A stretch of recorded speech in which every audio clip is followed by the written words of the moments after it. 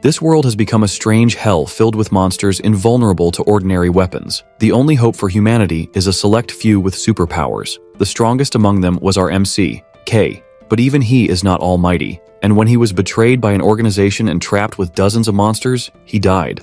Fortunately, he regressed back in time to before the apocalypse. He was reborn in the body of a baby, retaining his knowledge of monsters and his main power, which allows him to absorb the powers and abilities of the monsters he kills. After looking around more carefully, he realizes that he has somehow become a baby. As he's trying to figure out what in the world is going on, a slippered foot walks into his room. K immediately goes on alert, backing into the corner of his crib as the strange person looms over him. His mind swims with different thoughts as he tries to figure out who this person is and if they are from the organization. But then the woman leans down with a loving look on her face and greets him as A-chan. It looks like this strange woman is his mother, and she came to check on him once she realized that he was awake. The woman goes back to cooking once she realizes that he's alright, and K, who's now A-chan, takes a moment to look around. Everything looks peaceful and clean, unlike the world that he's used to. The TV is on and he can hear people moving around outside the house. It also doesn't look like there are any monsters outside.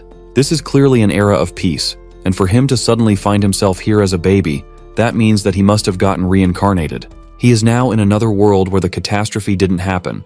And more importantly, there's no organization here. That means, for the first time in a truly long time, A-chan is going to have a taste of freedom. Despite everything he has gone through in his life, the god of fate hasn't abandoned him. This day will always be remembered as the day of new beginnings. He takes a look at the nearest calendar and sees that the year is 2020, meaning that he woke up before the great catastrophe. That's not good since he can't do anything with his current baby body. He can't even stand up without holding something, and his little limbs are too small to support his body. His throat also feels strange compared to his older body, so he can't talk either. All of that is terrible news for him since time is of the essence.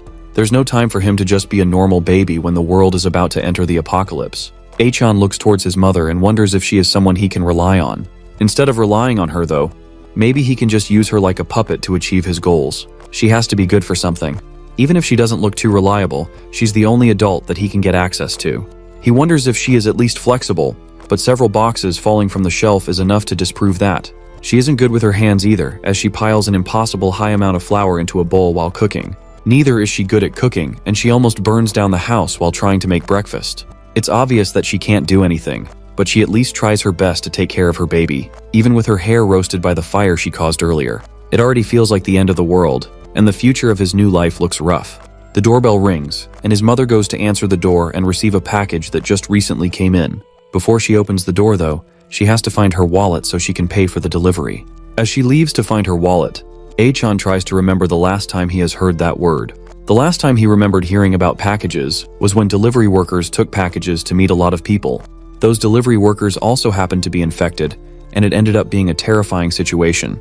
As he starts to realize the situation and what that package delivery might really mean, the door slowly opens, and a ghoulish voice comes in from the other side, urging him to take the package. As the door fully opens, it's just as A-chan predicted.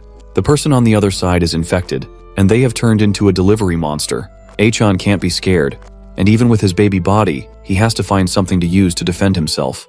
The only thing available to him is the baby bottle that his mother gave him, and a pillow as well. He grabs the pillow and throws it on the ground, when suddenly the monster launches an attack straight at his head. The powerful blast cuts through the crib, and A-chan grabs his bottle before making a quick escape out of the crib, and landing on the pillow that he threw to the ground earlier.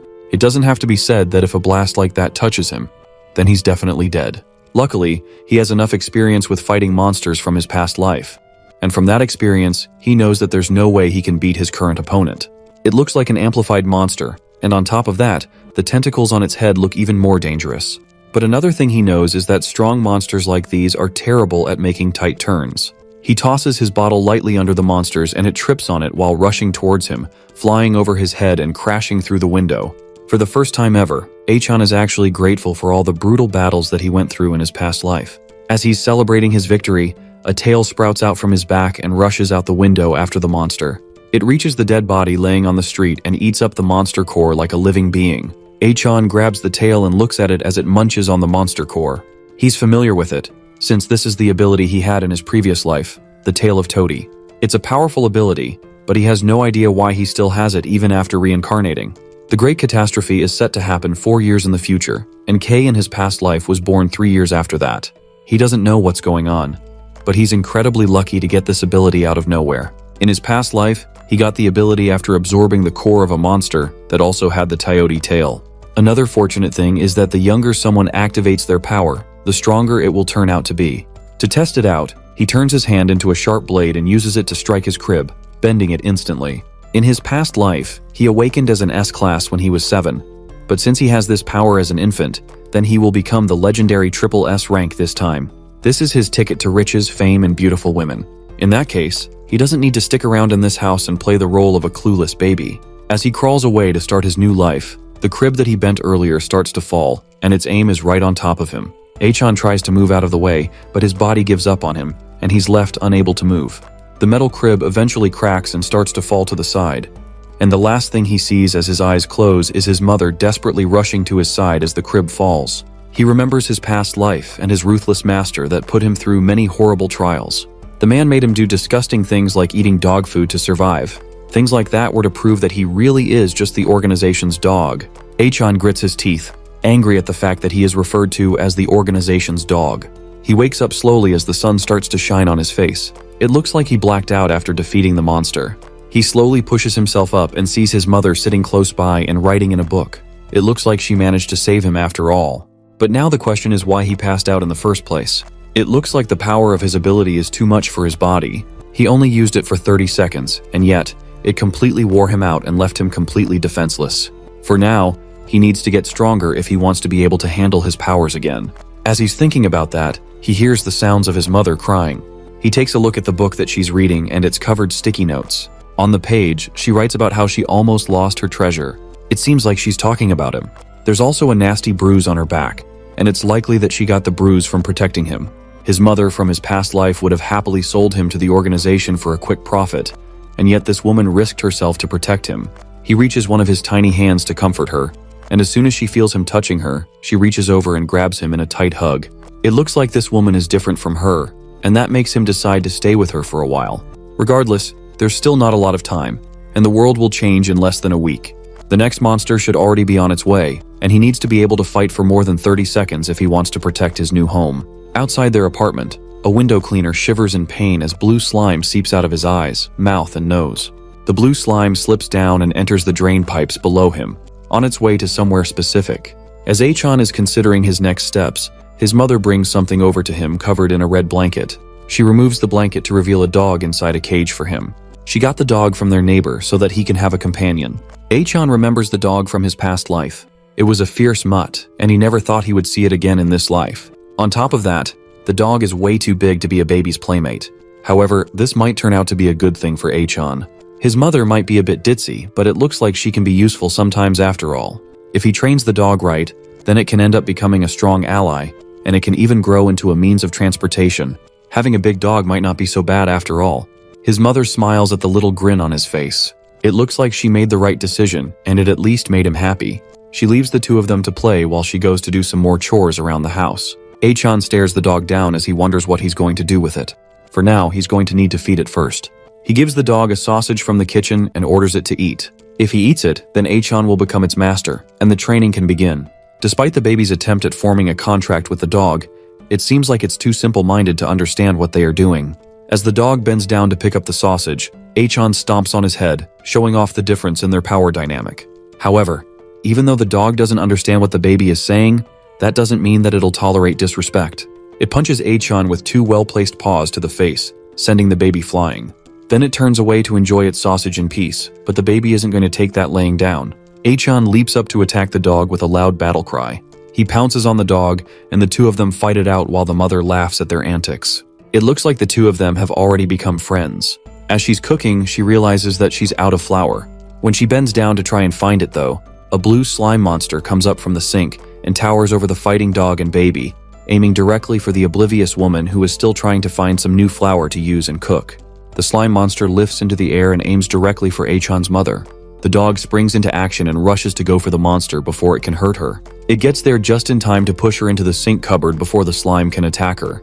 Thankfully, the mother doesn't know what's going on, while the slime and the dog fight behind her. Achan watches the whole thing happen with an unimpressed look on his face. The monster is way too weak to cause any real problems, but it'll still be troublesome to deal with. Its liquid makes slashing and stabbing attacks useless, so they have to find another way to deal with it. His mother tries to get herself out of the cupboard, but she's more concerned about the pain in her head, not even realizing the intense battle happening between the dog and the monster behind her. The slime eventually starts to envelope the dog and begins to morph into something different. Achan is going to have to act fast before things get out of control. He remembers from his past battles that the slime monster is weak to dryness, so he has to find something to use to dry it up. He immediately notices his bottle filled with powdered milk and opens it before tossing it at the monster. The slime recoils and shrinks in size before bouncing around the room. Losing moisture thanks to the milk sent it into a panic, and it's reacting because of it. Achan takes the opportunity once it stops moving to trap it under a dustbin. It looks like things have cleared up, and both the dog and his mother peek their heads up from behind the kitchen counter. His mother then accidentally spills flour on the both of them, leaving them more disoriented than they already were. Because of the flour spill, his mother rushes off to go and wash herself off before the flour stains her outfit. Meanwhile, Achan continues to enjoy the thrill of managing to catch a monster. Slimes can be used as a natural monster repellent, which means that if he manages to spread the slime's liquid on the windows, then it can act like a deterrent from any monster attacks that may happen in the future. Suddenly, the dustbin starts to shift, and the slime leaps out from under it, taking advantage of the silence as an opportunity to escape. The dog gets in front of it before it can get too far, and Achan rushes over to try and trap it again, but it still manages to slip away, this time completely avoiding getting trapped under the dustbin. Before it leaves, it raises a middle finger at the two of them as it slips out the window. The slime came to their home on its own and caused chaos, and then had the audacity to try and leave on its own. It may be weak, but it's too cocky for both of their likings, and that makes them too angry to allow it to escape freely. Achan grabs a nearby umbrella as a weapon and climbs onto the dog as a trust steed. It's time for him to chase after the monster before it gets too far and causes even more trouble. There's no way they can let it escape so that it can cause more trouble for them or others in the future. They get to the ground floor of the building and see the slime perched on top of a building. It drips its liquid on the head of a girl passing by, and she looks up just in time to see it leaping down and trying to swallow her up. Achan and the dog rush to their rescue as the baby tries to figure out what to do.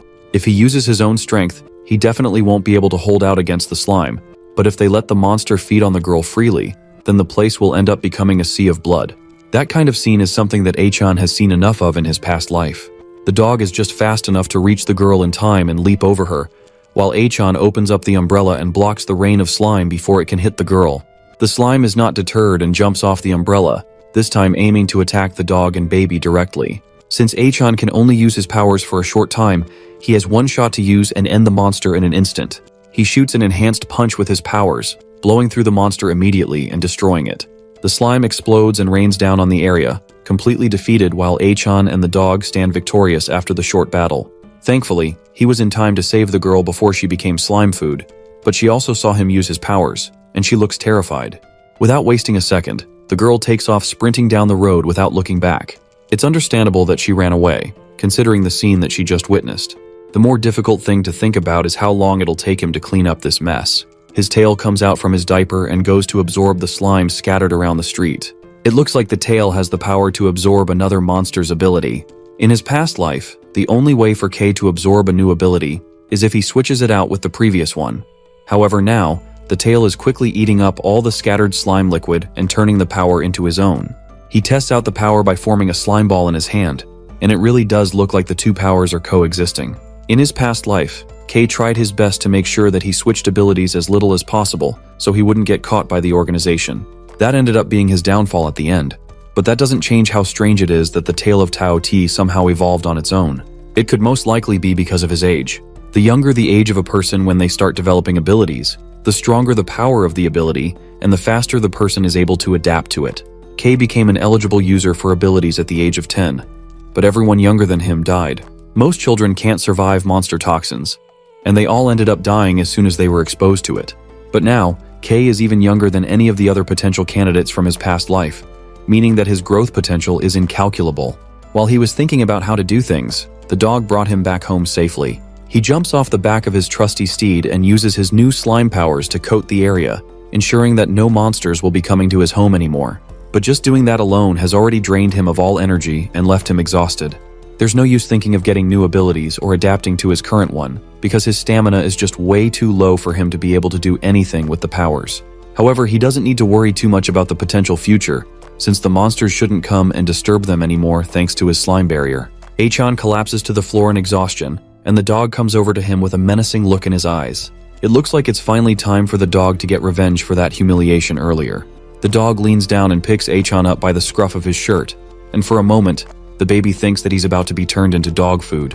Back in the apartment, his mother comes out of the shower, fully cleaned of the flour that poured earlier.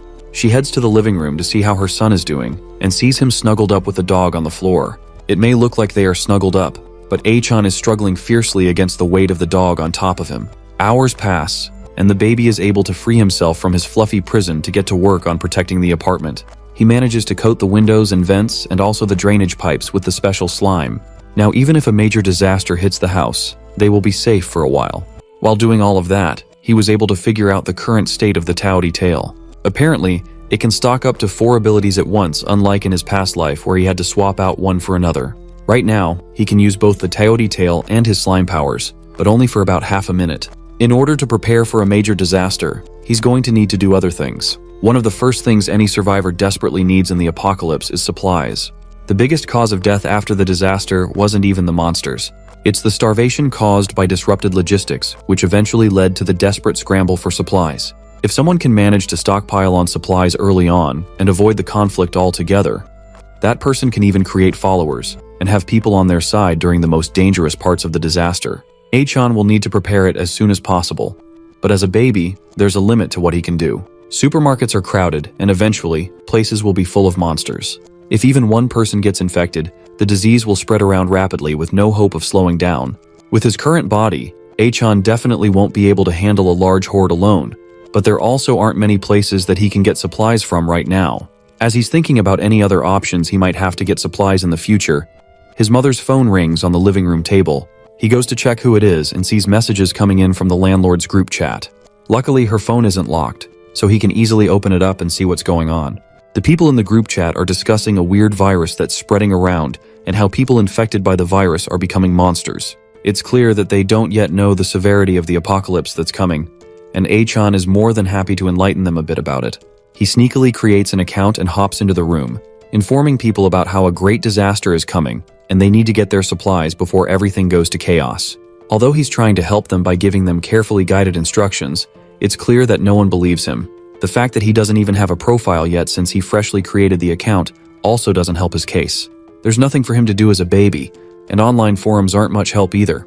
At this rate, all of them will end up dying before the organization even forms.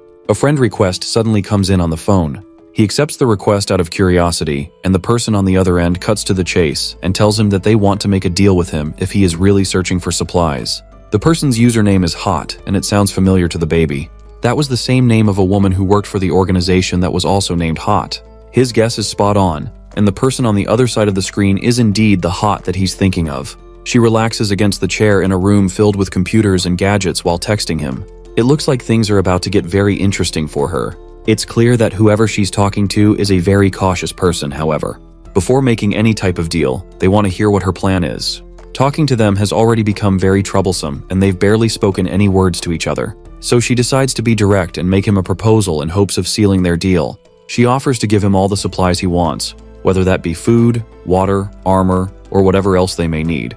The only thing that she will place a price on is any information that he needs. That goes for 100 million yen.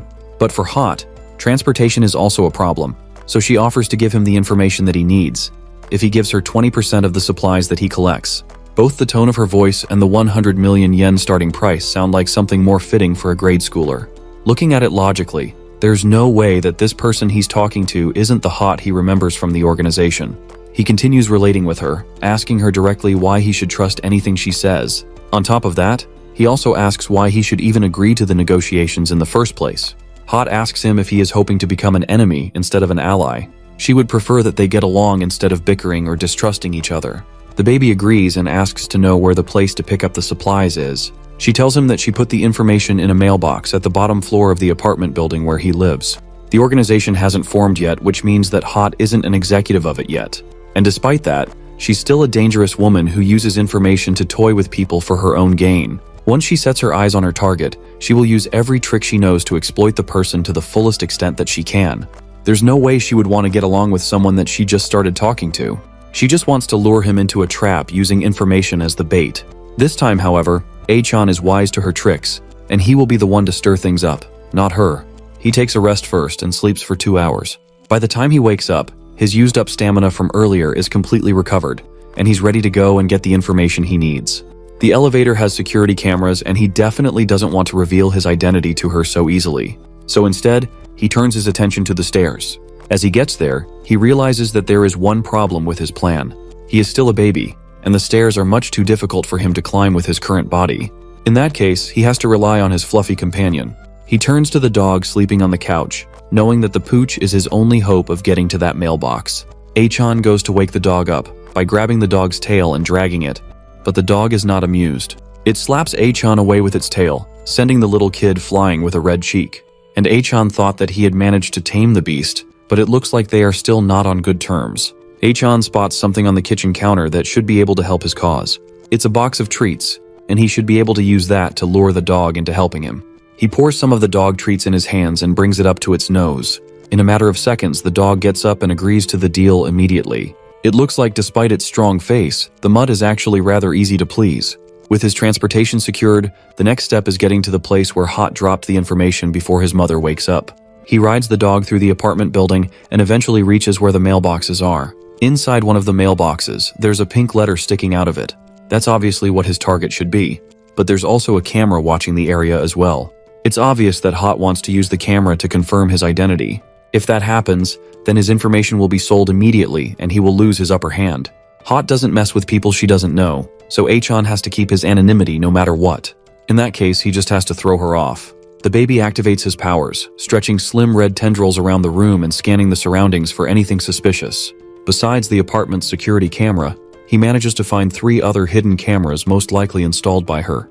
It's obvious that she desperately wants to expose his identity. Hot laughs in her computer room, eagerly waiting to see what kind of sucker will fall for her trap this time. However, without anyone getting close to the mailbox, she receives a confirmation from the person that she's been speaking to that he has already collected the information. She desperately looks through the camera footage, but the only thing she sees on the feed is a dog idly standing beside the mailbox. Little does she know that behind the dog is the target of her annoyance, sneakily trying to read the letter without her knowing. He managed to figure out where the camera's blind spot was, and used his furry companion to hide and read the letter subtly. He grabs the flyer from the mailbox and rushes away without being seen. The flyer points him to a clearance sale deal in a supermarket within the area, and that's most likely where he needs to go. As he reads through the flyer, Hot anxiously blows up his phone, asking him to reveal who exactly he is. He taunts her back by telling her that he will reveal his identity if she gives him 100 million yen. That angers Hot even more at the fact that whoever this person is, they are clearly underestimating her, and she wants to make sure that they regret it. She activates a spider surveillance system hiding within a drain and orders it to scan the entire building. The spider-looking device is equipped with a camera, as well as being dust-proof, waterproof, and resistant to temperatures, magnets, high speed, and electric shock. The spider makes its way towards A-chan and the dog, but it's immediately stomped by a pair of fluffy slippers coming down the stairs behind them. Hot cries out in pain as her $30 million robot is destroyed in a matter of seconds. The person responsible for destroying it is his own mother, and she came down to look for them after not seeing them for a while.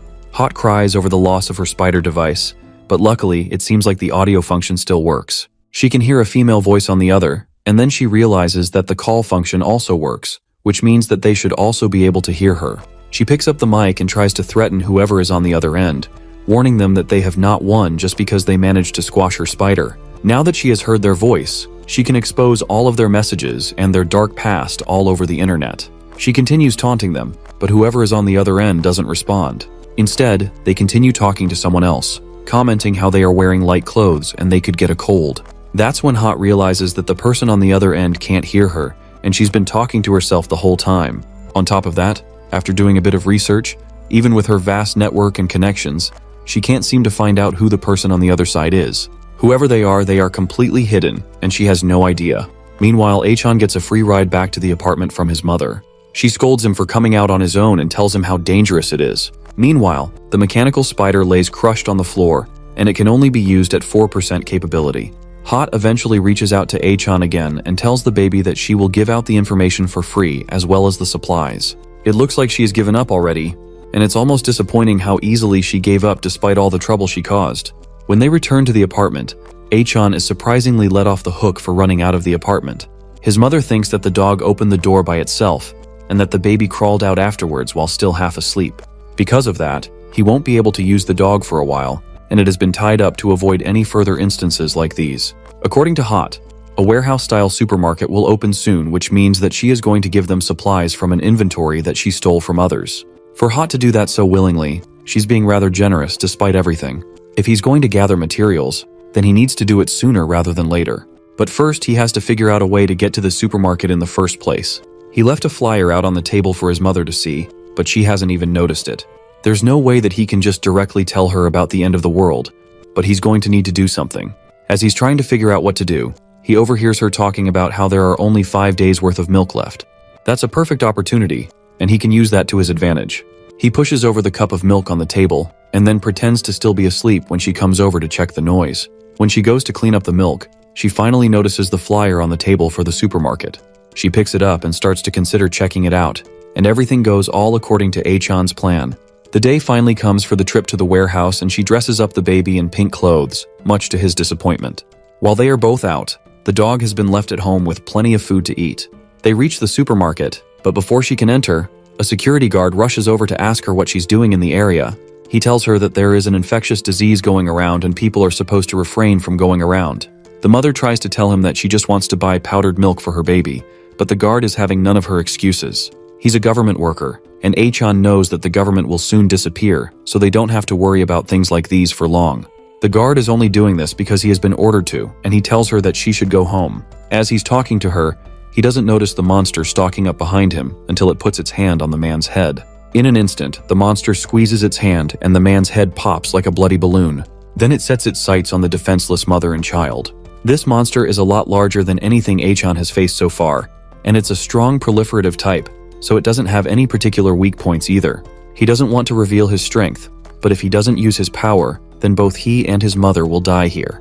There's no time to waste, and he's about to spring into action, but his mother plucks him out of the stroller and tries to make a run for it. Achan knows that running away is useless since this thing is a whole different species. It's way faster than a human, and his mother has no hope of escaping on foot. As the monster gets closer to them, Achan notices a case of fire extinguishers on the wall, and then he uses his powers to break the case. It explodes and covers the entire area in gas. The sudden cloud is enough for Achan to squeeze out of his mother's arms and attack the monster, sending it flying away and crashing into a wall. He has about 30 seconds, and until the dust settles to take care of this monster. In that 30 seconds, he is going to need to settle the fight with this monster before his mother notices what's going on. His mother has passed out because of the sudden attack from the monster, so he has to make sure to take care of everything before she wakes up. Luckily for him, she's unconscious from the earlier impact, but there's no time. The proliferative type has its core in its head. If he can manage to strike its head, then it will definitely die in one hit. However, the monster is still unharmed even after the strike he gave it earlier. Achan has to make sure to finish off the beast in one blow before it can get back up and hurt him or his mother. There's no shortcuts he can use like all the other times. This time he's going to have to fight it head-on with his own strength. Thankfully, he can at least stand this time and doesn't have to crawl around. The monster takes the initiative and jumps towards the child, but Achan is able to dodge out of the way before it can take him down. He then uses his ability to slice up the monster with thin strands of his toady ability. He didn't manage to take out the monster, but he at least managed to make it bleed after that heavy attack. Things don't look so good right now, but Achan is sure that the one who is going to win is him. He rushes off to attack the monster again, this time sure that he can at least hold his own against it. Thanks to his small body, he is able to easily dodge most of its attacks, and uses the string from his toady ability to swing around its body and wrap around it. Then once he lands, he pulls the string, once again cutting through it instantly. It seems like he has the upper hand, but he still needs to strike the monster in the head to defeat it. Luckily for him, with a body as large as that, it makes it difficult to aim for a fast-moving baby. It also can't use its full strength because of how fast it's forced to move. For the monster, it would be the same as trying to chase a mouse. Eventually, Achan is about to outrun and outsmart the monster perfectly, wearing it down severely until it can barely move. This is all thanks to the experience he has built from battles in his old life, up till now. Thanks to the consistent attacks from the baby, the monster's power has been greatly reduced, and one more hit should be enough to take it down. He can't get too smug though. And although the monster has been severely weakened by the constant attacks, it uses all of its strength to grab one of the spikes from its back and chuck it at the baby with incredible strength. Achan is fast enough to dodge the attack, but it still manages to cut deeply into his forehead. He hops away, putting significant distance between him and the monster before it can launch another one of those attacks. If it continues to attack like that, then the baby has no chance of getting closer to finish it off. For now, he has to try and think up another strategy like a surprise attack, or he has to find a way to divert its attention. There's no time left either, and he will soon feel the after effects of using the full strength of his powers. For now, he might have to run and take his mother away before she gets hurt. As he's still trying to figure out what to do, he notices his mother helplessly looking around back at the ground floor. It looks like his time ran out faster than he anticipated, and now she has woken up, and she's desperately looking for him. As she searches around for him, she comes face to face with the monster and stares up at it in shock. Instead of running, though, she reaches into her pocket to get something, and Achan desperately yells for her to run away because she definitely won't be able to take on the monster by herself. But as the protagonist's mother, she definitely has some tricks of her own. From her pocket, she pulls out a stun gun and shoots it at the monster, zapping it with intense electricity and causing it to freeze up. It may be unorthodox, but this is exactly the diversion that the baby was looking for. Achan leaps off the building towards the streets below, right as the monster recovers and swipes at his mother, sending her flying backwards. As she falls to the floor, conveniently looking away from the monster, Achan comes descending from the skies with a massive attack, intent on taking out the trash once and for all. The monster looks up just in time to see a baby with a massive buildup of energy on its leg coming down at it at high speed. The attack connects right on the monster's head, breaking it apart immediately and killing it instantly. His mother is still on the floor, unconscious as the baby walks up to her to check on her condition. As much as he's not too fond of her yet, it would have been way more dangerous for him if she wasn't there trying to protect him. Not only did she come to try and save him despite the danger, she also risked her life to save him. There's still a lot of training she has to go through before she can be useful to him, but it seems like he can at least trust her. As he thinks that to himself, the after effects of his power come crashing in, and he collapses beside her, losing his consciousness as well. When he wakes up again much later, he has a bandage on his head, and a strange, red-eyed man is fixing up a new diaper for him. Achan doesn't recognize the stranger, and his immediate form of self-defense is to pee on the man to try and scare him away. His mother quickly rushes to apologize, hoping that the strange man doesn't get offended. He wipes the pee off his face, accepting the fact that he most likely just scared the kid, and that's why it happened. He then asks her if she's getting along with the dog, and it looks like his mother is familiar with the man. The man is most likely the former owner of the dog, and he thanks her for taking care of the mutt. Achan is more concerned about the fact that his mother definitely saw the monster that attacked them earlier, but she's acting as if nothing has happened. Then he notices that his hair is wet. That probably means that she was crying in secret again while he was asleep. The man tells her that they are heading out to stock up on supplies and invites her to come alone with them.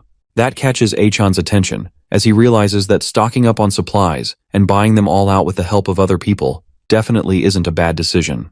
Before he follows along with them, though, he still has to retrieve the crystal core from the monster that he defeated. He jumps out of his stroller and hurries over to the monster's remains. Once he uses his toady tail to absorb it, he immediately gains the monster's power. This time it seems to be a hardening skill, and it has already fused to his bloodstream. It's not a bad skill, and now he can use his tail as some sort of shield.